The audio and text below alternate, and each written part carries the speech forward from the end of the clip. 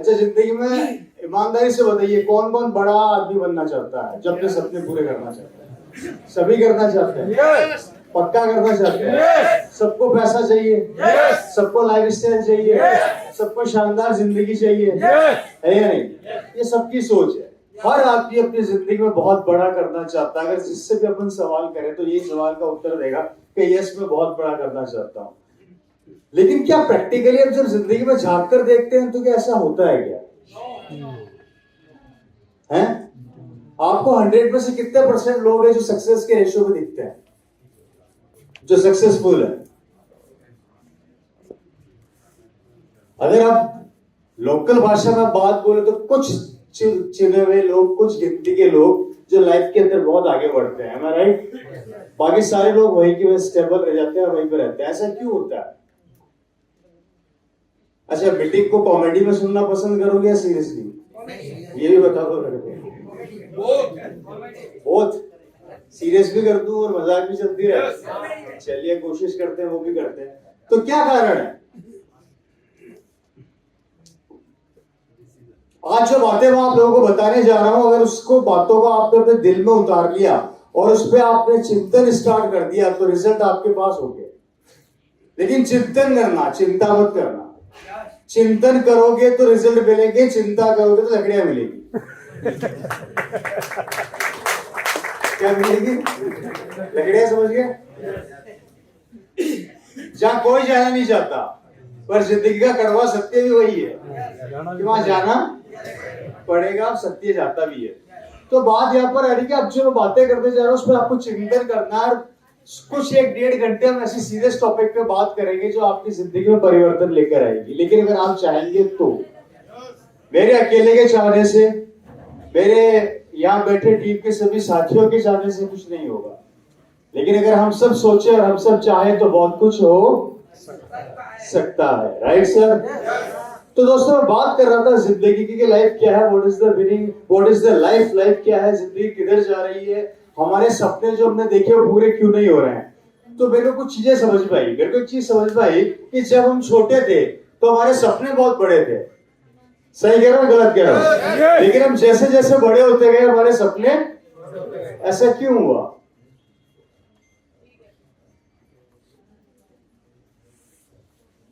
जानकारी बढ़ी।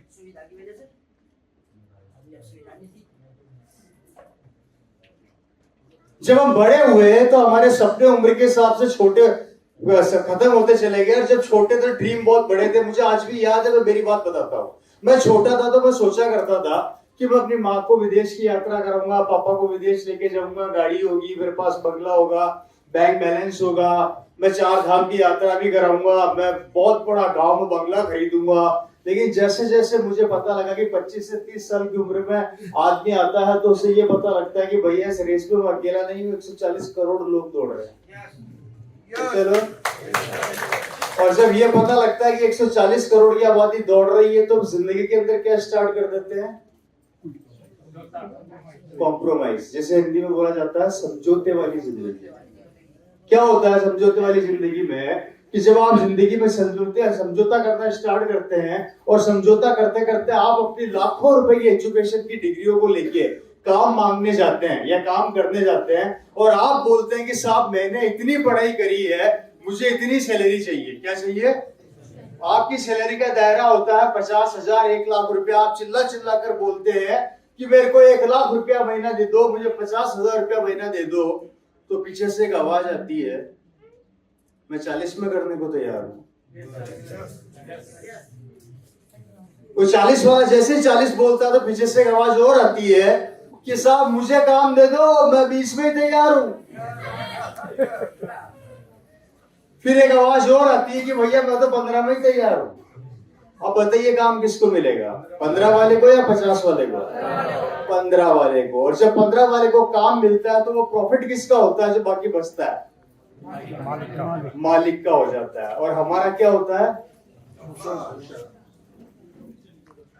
कुछ नहीं होता। मतलब हम अपनी ही जिंदगी के उस दौर के अंदर एक दूसरे को काटने में लगे हुए हैं, जहां पर न तो हम अपने सपने पूरे कर पा रहे हैं, न किसी और के होने दे पा रहे हैं, जिसका फायदा कुछ चुने हुए लोग उठाते हैं और वो करोड़पति बनते चले जाते हैं, पैसे वाले बनते चले जाते हैं, और हम वही की वही अपनी जिंदगी के अंदर रुक जाते हैं, टिक जाते हैं, और फिर बोलते हैं कि सपने पूरे क्यों नहीं होते।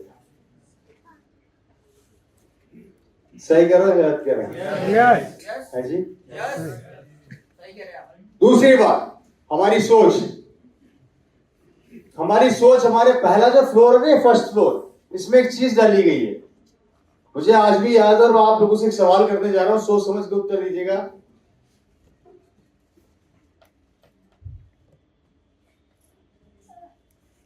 हमारे पिताजियों ने, हमारे दादाओं ने, हमारे परदादाओं ने हमें 3 काम सिखाए। 3 काम सिखाए। क्या?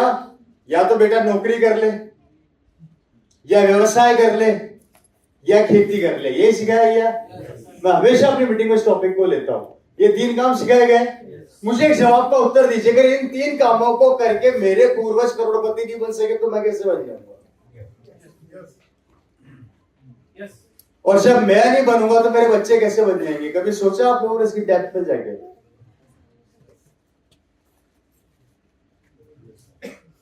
है सर? तो फिर तरीका क्या है?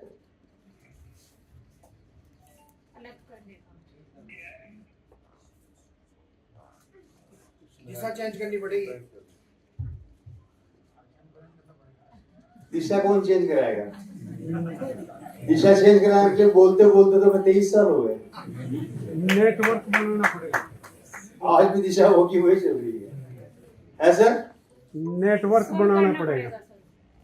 नहीं, स्वयं करना नहीं, पहले सोचना पड़ेगा।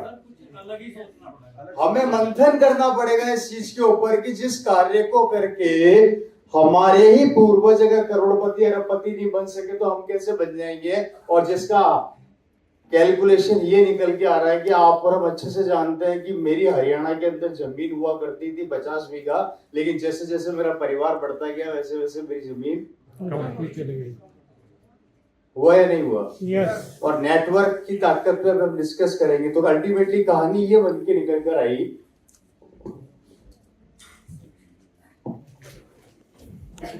अच्छा, बोर तो नहीं हो रहा आप लोग? मेरी बात समझ में आ रही है? कहानी कैसे निकल कर आई? कहानी निकल कर आई 2 भागों में। दुनिया 2 भागों में बढ़ गई। पहला 20% एंड दूसरा 80%। ये 20% लोग कौन है? कामयाब। ये वो करोड़पति लोग हैं जिंदगी पे, जिस चीज पर हाथ रखते हैं ये उनकी हो जाती है।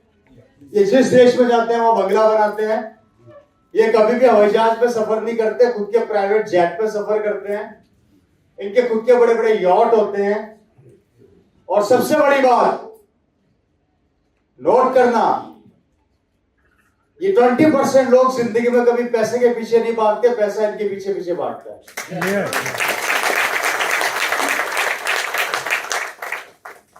सही कह रहा हूं, गलत कह रहा हूं? उससे बड़ी बात, इन 20% में से 80% लोग 5वीं फेल हैं।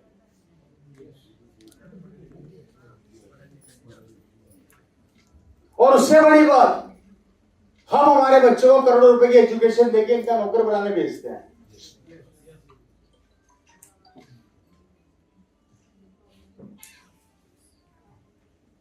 उससे भी बड़ी बात, 70-80 साल पहले सब सड़क पे थे। तो फिर ऐसा क्या किया है इन लोगों ने? ऐसा क्या किया कि 20% लोग आज पैसा इनके पीछे पीछे भागता है और हम वहीं के वहीं है, और ये लोग जिंदगी में इतने आगे बढ़ गए। कभी सोचा आप लोगों ने? मैं बताता हूं। 3 मेजर कारण थे। बोर तो नहीं हो रहे? 3 मेजर कारण थे। इन 3 कारणों की वजह से ये 30% लोग आज के तारीख में इतिहास के पन्नों में अपना नाम दर्ज कर चुके हैं।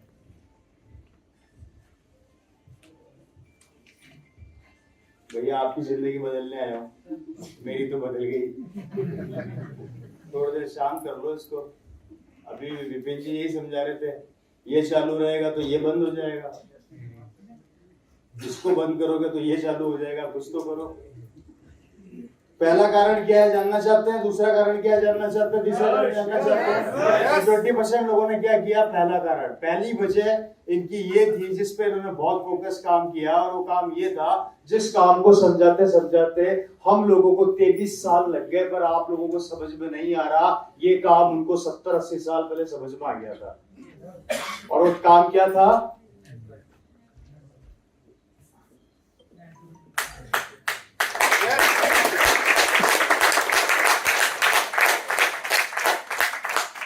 इन्होंने नेटवर्क की ताकत को 80 साल पहले समझ लिया था।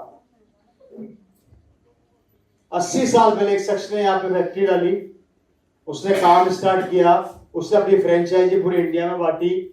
आज उसकी पूरी फ्रेंचाइजी बांटने की वजह से अगर कोई उसकी दुकान या एक फैक्ट्री बंद हो जाती है, इसको कोई असर नहीं पड़ता, क्योंकि इसने अपना नेटवर्क बिल्ड कर लिया, जिसका नतीजा है कि आज इसका परिवार तो सिक्योर ही है, इसके बच्चे भी सिक्योर हैं। Am I right या wrong? ये नेटवर्क की ताकत थी जिन्होंने 80 साल पहले इसको समझा, हमें आज भी समझ में नहीं आ रहा।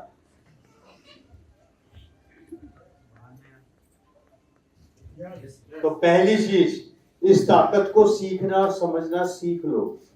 अगर ये चीज आपके समझ में आ गई और दिमाग में बैठ गई, तो आप पहुंच जाओगे 20% लोगों में। क्योंकि दोस्तों, ट्रेडिशनल वे के अंदर ये 80% आदमी के दिमाग में एक चीज सेट है, जब तक मैं भागूंगा पैसा आएगा, जिस दिन मैं भागना बंद कर दूंगा तो मेरा बेटा भागेगा तो पैसा आएगा। लेकिन ये कभी भी दिमाग लगा के अपनी टीम तैयार नहीं करता कि टीम भी भागेगी तो भी पैसा आएगा। समझ आ गई मेरी बात? पहला रीजन ये है। दूसरा कारण जानना चाहते हैं? कितने लोग हैं, हाथ खड़ा कीजिए ईमानदारी से जो नहीं जानना चाहते। ये तो प्रॉब्लम है, सुनते नहीं है, उससे पहले कूद पड़ते हैं। पहले सुनो। दूसरा कारण, 20% लोग क्या करते हैं, जानना चाह रहे हैं? 20% लोग दोस्तों, दूसरा कारण ये है, ये जिंदगी में कभी भी किसी काम को जब चालू करते हैं तो किसी से राय नहीं लेते, चालू कर देते हैं। और हम क्या करते हैं, हम चालू नहीं करते उससे पहले।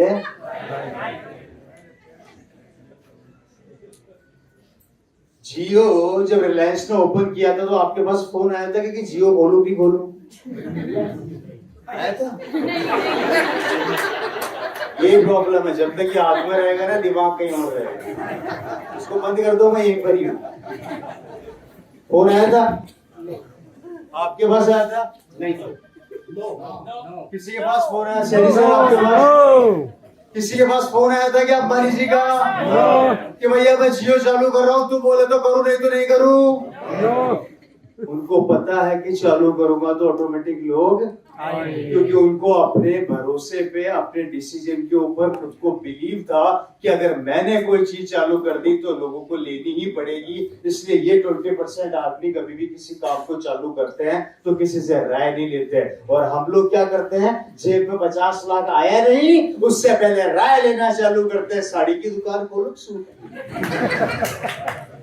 साइकिल की खोलूं या ट्रैक्टर की? ट्रैक्टर पार्ट्स की खोलूं, गन्ने की जूस निकालने की? तू बता किसकी खोलूं, पान की थैली खोलूं या परचूने की? अरे कुछ तो बता। अच्छा, हम लोग राय किससे लेते हैं? पड़ोसियों से, रिश्तेदारों से। सही कह रहा हूं जी? अगर हमारे पड़ोसी और रिश्तेदार इतने समझदार होते तो हमारे पड़ोसी होते क्या?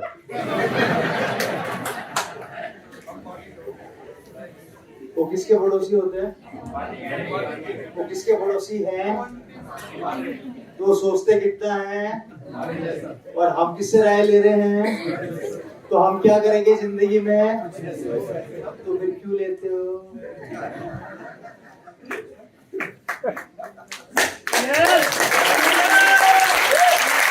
क्यों लेते हो? मैं तो कुछ बोला नहीं, और जिसका नतीजा देखिए। प्लीज थोड़ा सीरियस रहिए भाई। मेरे को, अगर आपको लग रहा है मैं कोई फालतू के टॉपिक ले रहा हूं तो बंद कर देता हूँ। बहुत बढ़िया लगा। ये शानदार 20 है सर। शानदार। ये जो लोग हैं ये कभी भी राय नहीं लेते, अपने काम को चालू कर देते हैं, जिस कारण से अच्छा अभी भी यहाँ पर क्या होगा मैं बताता हूँ। उस मीटिंग के बाद आप पड़ोसी को कोहनी मार के पूछेंगे तेरे समझ में आया? अगर तू ज्वाइन करे तो मैं, तू बता रहे साबुन में से झाग प्रॉपर आता है कि नहीं आता?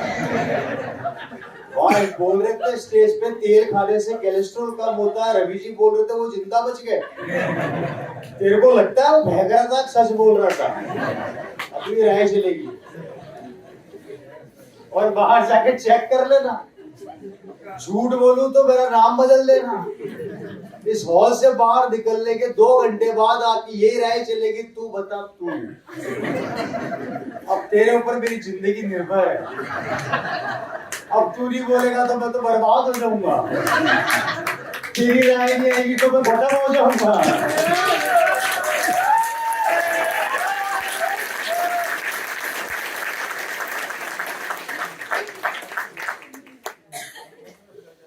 क्यों भाई, क्यों अपनी जिंदगी की चाबी किसी और को दे रखी है?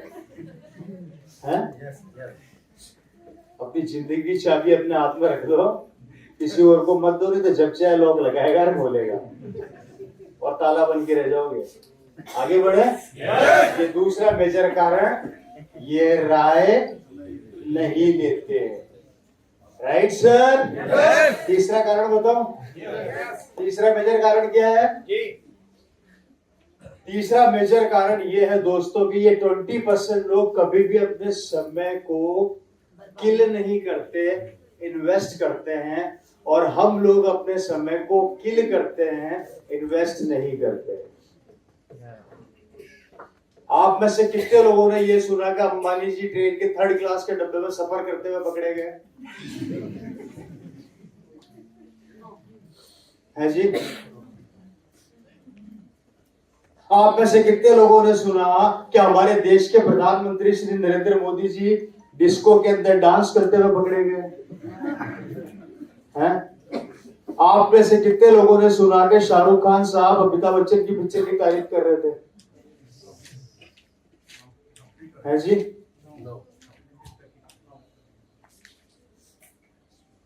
या बच्चन साहब शाहरुख खान जी की तारीफ कर रहे थे? क्यों भाई? कारण? आप में से कितने लोगों ने सुना कि आपके यहाँ के जो एमपी साहब हैं या विधायक साहब हैं वो आपकी बातें करते हुए पकड़े गए, और आप?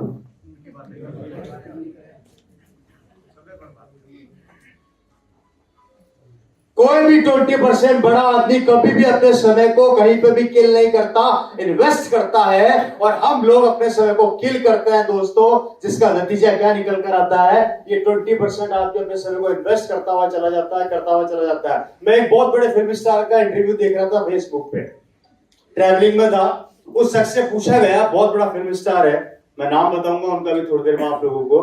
उनका नाम है, जो दिल्ली के लोकल बॉय के नाम से फेमस था, जो दिल्ली से निकल के मुंबई जाता है, जिसके माँ बाप इस दुनिया में नहीं है। हेलो साहब, क्या नाम बोले? क्या नॉलेज है, बताने की जरूरत नहीं पड़ी, उससे पहले नाम आ गया बाहर।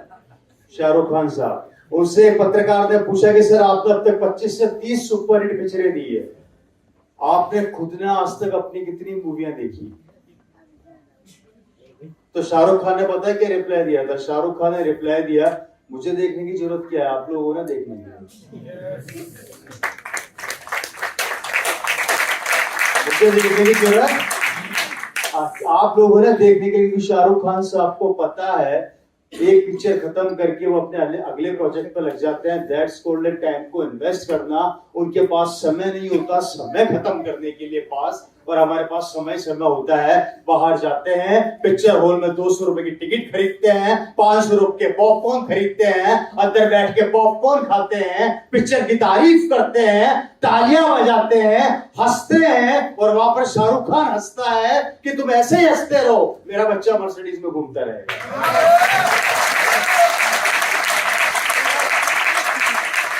ये होता है समय को खत्म करना, जो हम बहुत अच्छे से जानते हैं। राजनीति पे चर्चा ऐसे करते हैं जैसे मंत्री अगले हमें बनने वाले हैं। किसी भी पार्ट को आप उठा के देख लो, हर चीज की हमारे पास नॉलेज होती है और उस नॉलेज का कोई लॉजिक नहीं होता, लेकिन चर्चा उसके ऊपर इतनी लंबी चौड़ी करेंगे हम लोग जिसका कोई मतलब ही नहीं है। और जिस चीज से घर में खुशी आती है उसकी बात करने से डर लगता है कि बात करें या नहीं करें, इसलिए कोई भी बड़ा आदमी अपने समय को किल नहीं करके इन्वेस्ट करता है। और हम लोग अपने समय को सिर्फ और सिर्फ किल करते हैं, खत्म करते हैं, मारते हैं, बर्बाद करते हैं। या तो ताश खेलने में बर्बाद कर देंगे, या घर के बाहर बैठ के फालतू की बातें करने में खत्म कर देंगे, या फिर चार लोगों के साथ बैठ के क्या करेंगे आप सबको पता है। कोई मतलब वाली बात नहीं है दोस्तों, समझदार आप लोग खुद हैं। उस समय को इन्वेस्ट करना चालू कर दीजिए, किल करना बंद कर दीजिए। मेरी बात क्लियर समझ में आ रही है? ये 3 मेजर रीजन थे जिसको इन लोगों ने सोचा और इसके ऊपर काम किया। पहला नेटवर्क की ताकत को इन्होंने बिल्ड किया, दूसरा इन्होंने टाइम को कभी बर्बाद नहीं किया। इस टाइम को इन्वेस्ट करके इन्होंने नेटवर्क को उस समय डेवलप कर दिया जिस समय लोग नेटवर्क के बारे में जानते नहीं थे। और इन दोनों को करने के बाद इसने थर्ड वर्क किया, किसी से राय नहीं ली और अपने काम को डेवलप किया। इन तीनों कामों का कनेक्शन एक दूसरे से इन लोगों ने बिठाया और बिठा के अपने आप को हिंदुस्तान के इतिहास में दर्ज कर दिया। आज इनके पीछे पीछे पैसा भागता है और हम लोग वहीं के वहीं पड़े हैं, वहीं के वहीं बैठे, वहीं के वहीं सोचते रहते हैं कि हमारे पास इनकम कैसे आएगी, हम बड़े कब बनेंगे, हमारी जिंदगियां कैसे बदलेगी। हम उसके ऊपर फोकस करते हैं, बातें करते हैं और ये लोग हमसे कई गुना आगे निकल जाते हैं।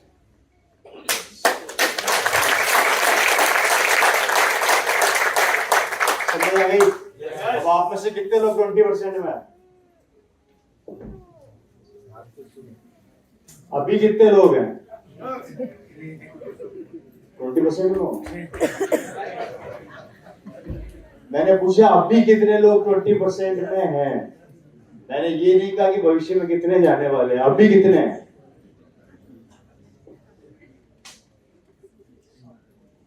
आप हो?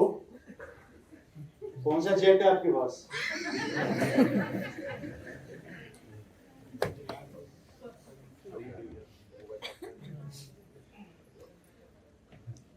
अब बात करते हैं 80% की, जिसमें हम लोग आते हैं।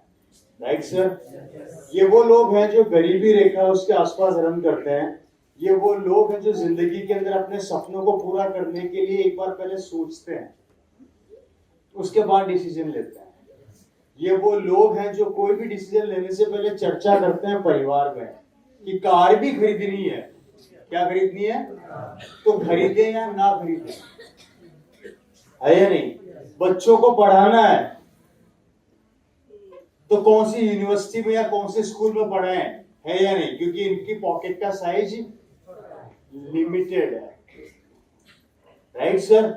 इसमें हम और आप आते हैं, एग्री करते हैं। 20% की कहानी तो मैंने आप लोगों को बता दी। अब जरा 80% से भी मिल लो। मिलना चाहते हो? कौन कौन मिलना चाहते हैं? एक बार हाथ खड़ा करेंगे। इसकी भी 3 कैटेगरी है। कितनी कैटेगरी है?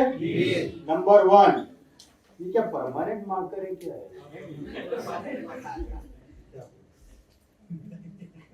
इसको गीला करके लाओ भाई, ऐसा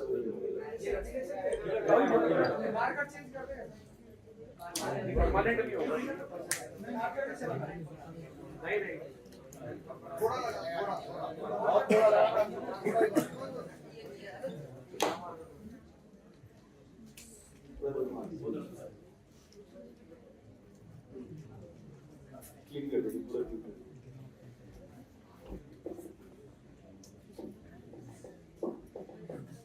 बस ठीक है, थैंक यू।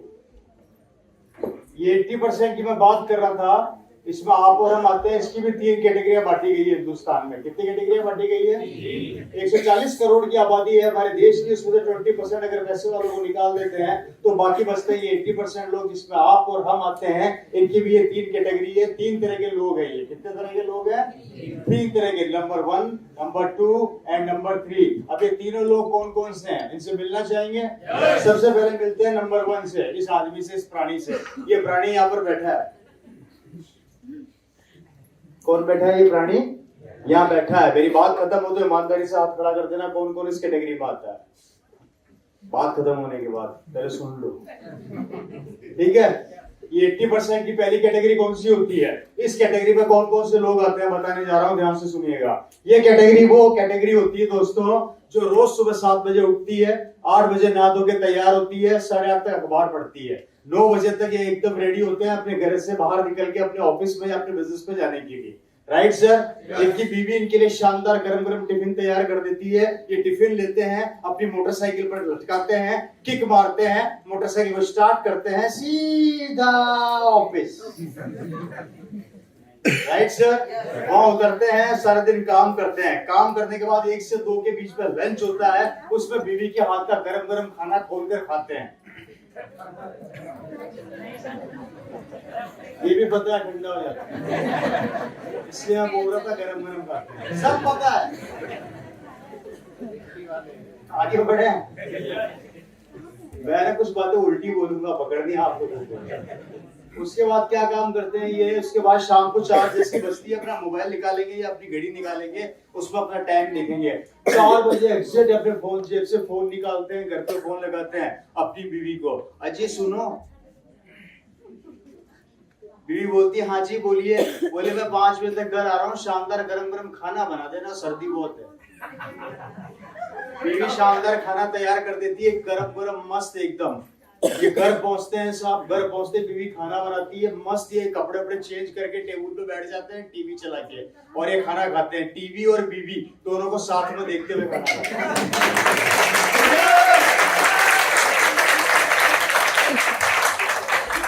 अगले दिन फिर सुबह 7 बजे उठते हैं, 8 बजे घर से निकलने की तैयारी कर लेते हैं, 9 बजे ऑफिस पहुंचते हैं। पिछले 20 साल से यही काम कर रहे हैं। महीने की सैलरी होती है 25,000 रुपया। पूरी 25,000 के अंदर अपनी जिंदगी का 70% 60% टाइम पे निकाल देते हैं। इनके कोई सपने नहीं होते, कोई ख्वाब नहीं होते। बेटा बोलते पापा मोटरसाइकिल चाहिए, तो गाल पे मिलती है मोटरसाइकिल। ये बात समझ में आ रही है? पूरी जिंदगी मेहनत करने के बाद अगर इनकी बीवी इनको ये बोलते हैं जी सुनिए दिवाली आ रही है, सोने की चूड़ियां दिला दो, बजट बिगड़ जाता है।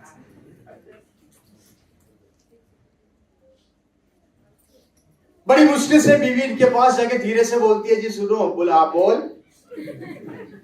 बेटी की फीस जमा करानी है। बोलते हैं स्कूल में अगले महीने कराएंगे, इस महीने पैसे नहीं है। ये इनकी जिंदगी होती है।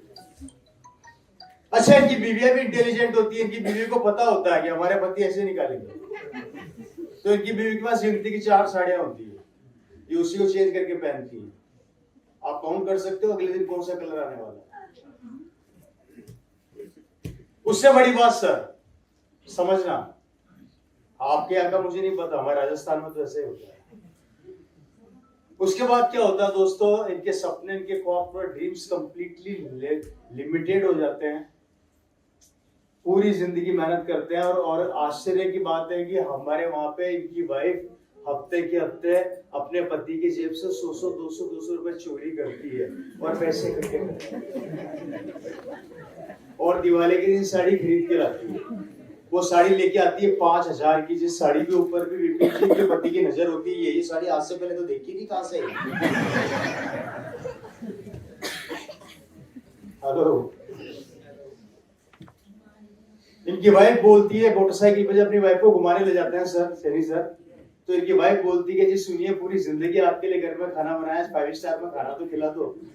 तो ये समझ जाता है कि 5 स्टार का मतलब है 5,000 का बिल।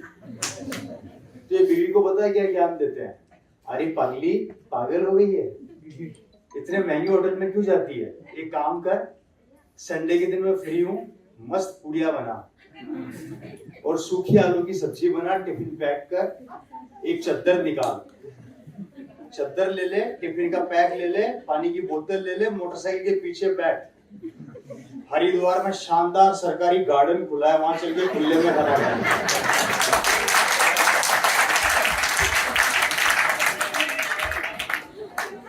वहां ले जाके बिठा देते हैं, मस्त शानदार शानदार गरम गरम खाना खिलाता है बीवी को, और शाम को सस्ते में निपटा के कर लिया।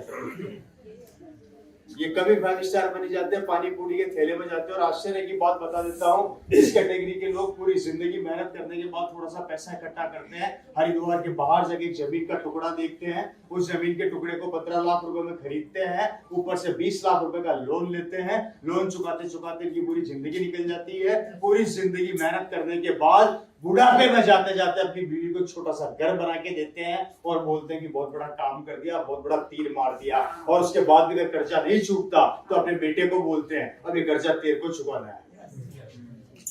ये होती है हमारे 80% की पहले कैटेगरी के ये वो लोग जो उनकी पूरी जिंदगी में कोई सपने नहीं होते, कोई ख्वाब नहीं होते, सिर्फ 20 से 25 हजार की नौकरी में अपनी पूरी लाइफ निकाल देते हैं और अपने बच्चों को भी यही सिखाते हैं कि तुझे भी नौकर बनना है। फर्क इतना सा है, मैं 25,000 का नौकर हूँ, तुझे 50,000 का बनना है, पर बनना क्या है? नौकर।